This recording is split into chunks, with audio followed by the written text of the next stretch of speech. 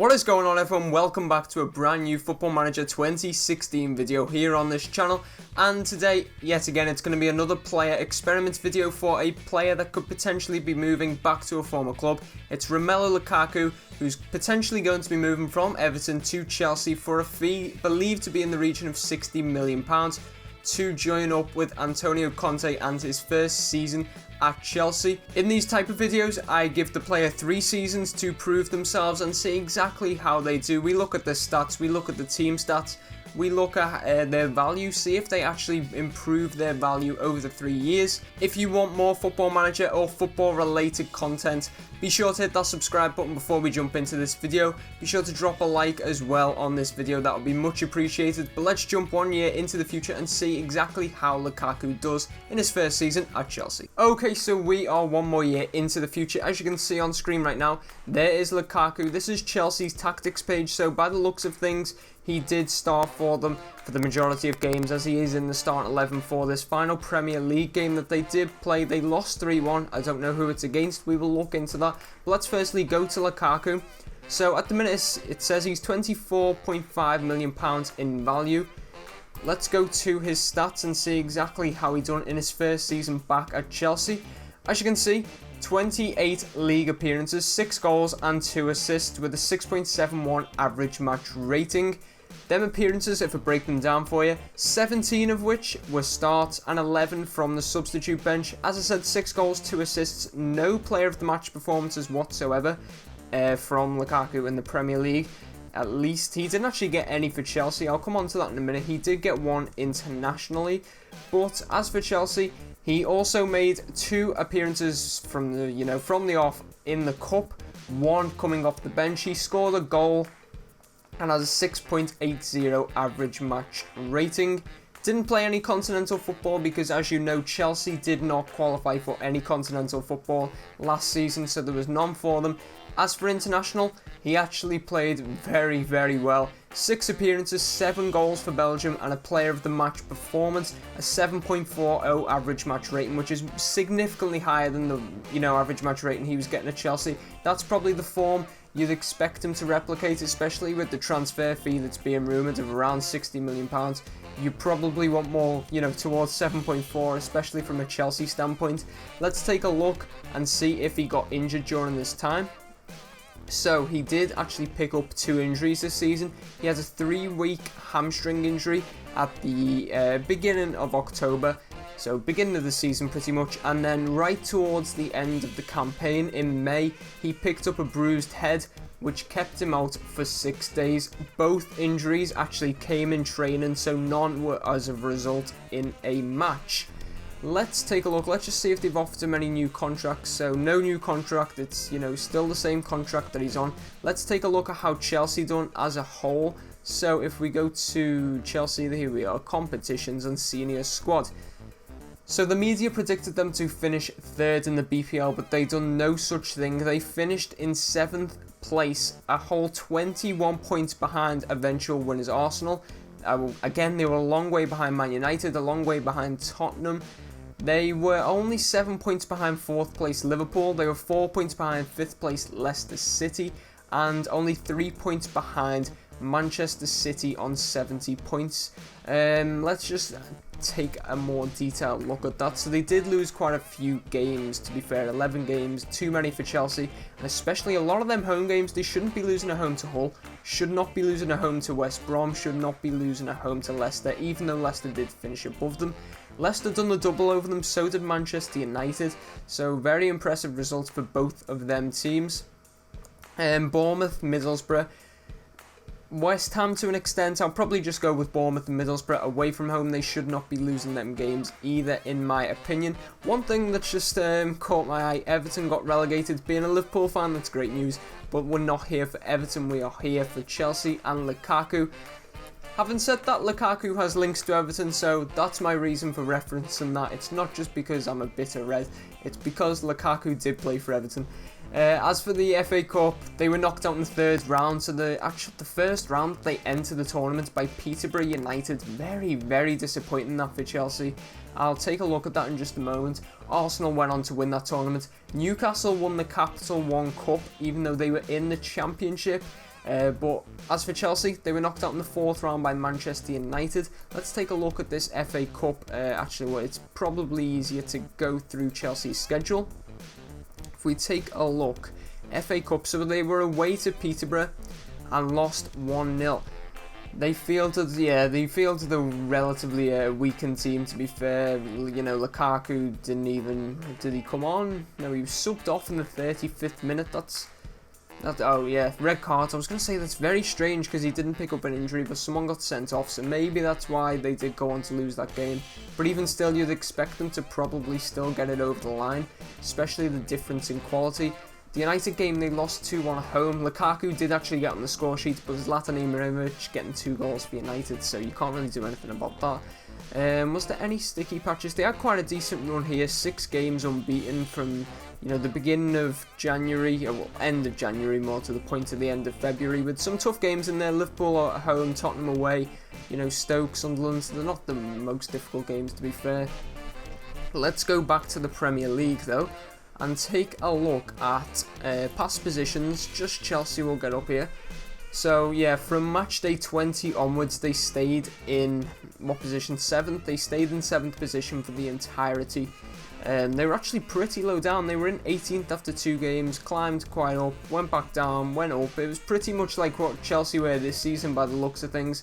And they were always around that position, and from match day 15 really, after a 3-1 defeat to Hull City. Yeah, apparently that's at home. I didn't really catch that, but apparently it was. Let's take a quick look at player details, see if Lukaku was anywhere near the top scorer. I can't even remember how many goals he got. I think it was less than that, so I'm not being blind, am I? He's not on there. No, Lukaku didn't even get anywhere near it. His goals per minute ratio, is he even on there? He's not, so maybe not the best of seasons for Lukaku rejoining Chelsea, but we're going to give him 2 more seasons anyway, so we're going to jump 1 more season ahead and see how he does in his 2nd season. Hopefully it's much improved. Okay, so we have jumped 1 more year ahead, and again we're starting on Chelsea's tactic page. However, as you'll be able to actually notice, Lukaku's not there. Where is he? He's on the bench. Does that mean he was, you know, a bench player this season? Does it mean he just didn't get a look in the final game of the season? They did win 3-1. I'm guessing that was at home. We'll take a look at that in a minute, but let's just go to Lukaku. Obviously, they rested Fabregas as well, so maybe not. Dani Alves, John Terry, Pedro, Gary Cahill. You never know, it may have been a rotated team, but it still looks pretty strong. Kante, Xhaka, Matic, Zuma, Yamat, you know, the regular players, Courtois, Hazard, Cuadrado and Diego Costa. That makes me think Lukaku did get dropped. But let's take a look. So, in the league, he actually made 1 more appearance this time, a lot more from the substitute bench though. He made 29 appearances in total, 14 of which starts, 15 from the bench, scoring 9 goals, getting 1 assist. No player of the match performances yet again at all this season though, so not even for Belgium. He got 1 in non-competitive action, so you'd imagine it was in a friendly. He had a 6.88 average match rating in the league for Chelsea. As for the cup, 3 appearances from the start, 3 from the bench. He got 3 goals, 6.92 average match rating, so still not hitting very good form. Continental wise, again, Chelsea did not qualify for any European football, so no appearances there. International, 6 games from the start, 1 from the bench, getting 5 goals. So he's got a decent record of scoring for Belgium. 7.50 average match rating for Belgium. So yet again, he's performed much better for his country than he is for his club. We'll take a look at his injuries. He picked up a 3-week injury right at the start of the season, so that's quite unfortunate. That probably would have been the first weekend of the season. He picked up strained ankle ligaments injury, which kept him out for 3 weeks, so he probably would have missed the entire of August, and then obviously the international breaks there, so he probably wouldn't have got any appearances for Chelsea till mid-September. He may have just been, you know, beaten to form by Diego Costa during that time. Costa probably came in, played a bit better, and then obviously got more appearances. We'll just take a look at Costa. I know it's not about him, but maybe he has got more appearances. So, yeah, 32 appearances, 22 starts, and 10 from the bench in the league. Having said that, pretty similar goal records and pretty similar average match ratings, so nothing really to separate the two strikers. Maybe that suggests why there's such high substitute appearances for both players, because they were just heavily rotated throughout the whole season. So we're going to take a look at Chelsea as a whole. How did they do this season? So again, not great. They did finish 5th this year, so they do have Europa League football next year. Obviously, toned down a lot on the defeats. Well, I say a lot. They still got 9 defeats. At home, Middlesbrough should not be losing that. City at home, Liverpool at home. So, home defeats-wise, not that bad. Middlesbrough done the double over them. City done the double on them. So, you know, they'll be disappointed with that. Bournemouth away from home. West Brom away from home. Middlesbrough, actually, that's quite concerning. Middlesbrough finished bottom of the league. If you look to the Premier League table to the left, Middlesbrough finished bottom, but still done the double over Chelsea. That would be very, very concerning. As for the FA Cup, 6th round defeat to Arsenal, and Arsenal did go on to win the title. You know, the trophy. You know, it's not really a title, is it? It's just a little cup that they go, "Oi." But Capital One Cup wise, they were knocked out in the semi-final by Manchester City. Liverpool obviously went on to beat City. Get in, boys. Getting revenge for this season's Capital One Cup. But what shall we take a look at next? We'll go to Chelsea's schedule, and we will look at that semi-final defeat to Man City first. So as for the semi-final, they drew 0-0 at the Etihad, and then drew 1-1 at Stamford Bridge. Goals very, very close. Lukaku actually getting on the score sheet. Aguero in extra time. Then Lukaku 1 minute later, but obviously City go through on the away goals rule. As for the FA Cup, oh, that's quite unfortunate. They drew Arsenal at home, 2 sendings off. It was 1-1 on the day, the night, whatever it would have been. Lukaku actually started, but only a 6.5 average match rating, pretty disappointing. Then they had to go to, obviously, the Emirates. I was trying to think of the stadium name there. Lukaku actually does score in this game and gets a 7.3 average match rating, but Arsenal do go on to win 2-1 after extra time, despite having their left back sent off, David Alaba, obviously, as it says over there. We'll take a look at, wow, they were in decent form in pre-season. They hit the ground running right at the start of the season, then lost to Man City, found a bit of form again. It was as if they were just hitting form and then losing, then hitting form and then losing. It was like the odd loss here and there. Then they had a really rough patch, 3 Premier League defeats on the row, Middlesbrough, Man United and Liverpool, before finding a bit of form again towards the end of the season. We'll take a look at the past positions for Chelsea. So, yeah, they actually started well, as I said. They were first for 2 weeks, then they dipped down. They never dropped outside the top 5, except for the first game week where they won 1-0, to be fair, but obviously a lot of other teams won by more goals, so they were ahead of them on goal difference. And then from game week 24, they just stayed in 5th place regardless of their results, and ended up finishing in 5th. So obviously they've got European football next season. Take a look at player details once again. Does Lukaku feature? There's only one Chelsea badge I can see there, and it's Eden Hazard. So no, Lukaku was not inside the top goal scorers yet again. I don't even know how to assess this. I'll probably say he's not having the best of times, but you never know what could happen in the 3rd season. We're about to find out. Let's see if Lukaku can salvage anything from his return to Chelsea in his final season. Okay, so we have completed the 3rd and final season, and one thing I noticed straight away on Chelsea's tactics page, Cuadrado is the striker. Bit of an interesting one, that for me. But obviously, he's been picked ahead of Diego Costa, and obviously, I'm just checking Lukaku's actually still here. Yes, he is. He's still here. So, whether they fielded the weakened team, I'm not too sure. You know, Butland in goal. It doesn't look weak yet again, but we'll find out if Lukaku was a starter or not this season by just checking out his stats. We'll go straight to them right now. Okay, so yet again, pretty much same appearances-wise in the league for Lukaku. A few more starts than last season. He made 28 league appearances, 21 starts and 7 from the bench. 10 goals, 1 penalty, which he did score. No assists yet again, no player of the matches, and a 6.90 average match rating. So he really doesn't get the match ratings very high, in my opinion. For a striker, you want more, because if he's scoring 10 goals in, 28 appearances, that's telling me he scores but doesn't do anything for 3 games, or even the games he does score in, he doesn't really do anything else, so his rating stays quite low. As for the cup, 4 starts, 1 goal, no player of the match performances, nothing else there. 6.78 average match rating. In continental football, he done much better. 8 starts, 1 appearance from the bench, 7 goals. That's what you want to see. He just seems to replicate it in European type of football, as you're going to find out in a minute as well for Belgium. 7.41 average match rating, that's what he should be doing in the league consistently. Maybe he's not suited to Premier League. I think he is, because he's doing alright for Everton in real life, and I think he'll do well at Chelsea, but maybe he should just go off to Dortmund, as he always seems to do in Football Manager.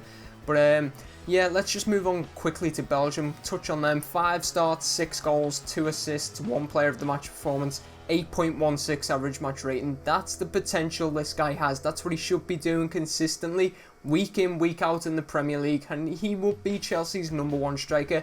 But obviously he's not. He's getting rotated between Cuadrado and Diego Costa now, so he's moving further and further down the pecking order, so he may end up moving, in my opinion. Let's take a look, see if he picked up any injuries. He got a cold. Right at the end of the season, he had a cold, which kept him out for 2 days, so absolutely nothing wrong with him there. He did actually sign a new contract, something I've missed. He actually signed that 2 seasons ago, keeping him for another 5-year deal. 81 grand per week, so I'd imagine he'd be on more than that anyway, but obviously I just moved him straight across from Everton, so he was on the basic pay that he was getting from Everton. So Chelsea do see him as a long-term potential player. He's still got 3 years left on that contract at the time of this season, obviously 2018, and that contract expires in 2021. Let's take a look at Chelsea competitions. How did Lukaku influence them? So in the league, yet again, 5th, 68 points, level with Arsenal, and on goal difference. Oh my word, let's just take a look. I've got to look at that in more detail. So we'll go 2 stages. Level on goal difference, but Arsenal scored more, they conceded more. Chelsea scored less, conceded less. So Arsenal get into the Champions League. They were 10 points behind Spurs, 10 points behind United, and 19 points behind eventual winners Manchester City. And they were 10 points clear of Leicester in 6th, so quite a gap between them top 5 teams, but also quite a gap between City and Chelsea, who were in 1st and 5th. So, we'll take a quick, I'm just taking a quick look. So they seem to have started the season quite poorly. We'll take a look at that in more detail in just a minute. As for the Europa League, very strange team knocked them out. They were knocked out in the 2nd knockout round, so obviously that would be the last 16, by Swansea City of all teams, so very interesting to see that. Dortmund went on to win the Europa League. FA Cup knocked out by Arsenal. They seem to always get decent teams in these type of competitions. Ipswich went on to win the FA Cup. Again, another random thing. They were knocked out in the 4th round of the Capital One Cup by Crystal Palace. Man City went on to win that trophy, which is more realistic than Ipswich. No offence if you are an Ipswich fan. We'll take a look at past positions for Chelsea. So at one point they were actually 17th after 5 games, then they were 16th, then they were 13th, so really slow starts. That probably cost them. And then obviously they were actually up to 3rd with just 5 games to go, slipped off the pace due to a 3-1 defeat at Man City and a 0-0 draw at home to West Brom, followed by a defeat to Crystal Palace, a draw against Southampton, and they did beat Ipswich, so they really, had a poor run there. 4 games without victory. That's what cost them in the end. They started the season well, beating Newcastle 3-0 at home. Away from home, which is even better, but they just couldn't see it out. They would have been in the top 4 as well if it wasn't for that little 4-game run, so they will be disappointed with that.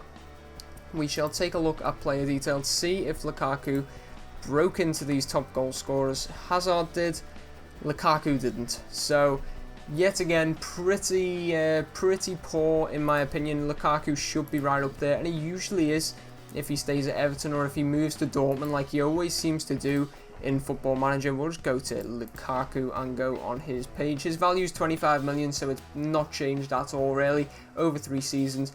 But that is how Lukaku will play for Chelsea if he does make his return according to Football Manager.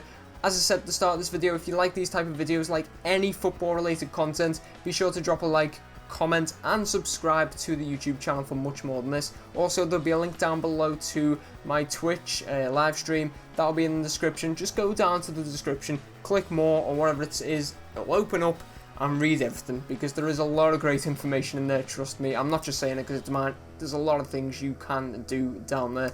So, thank you all for watching. Until next time, goodbye.